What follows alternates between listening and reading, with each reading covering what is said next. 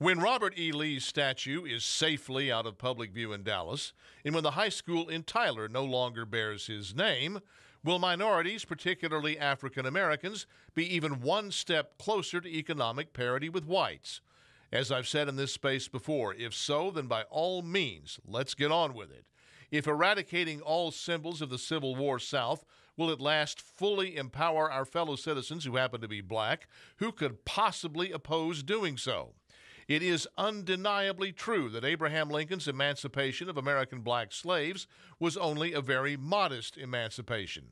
If you can't sit down in a restaurant to eat, if you're not allowed to try on clothes in a department store, if you're deliberately barred from holding jobs above the level of common labor, and if you're told that you either cannot or should not vote, you're not truly emancipated. That these conditions persisted for upwards of 100 years following the end of the Civil War is shameful. But here in 2017, some credit is now due, and some responsibility must be shouldered.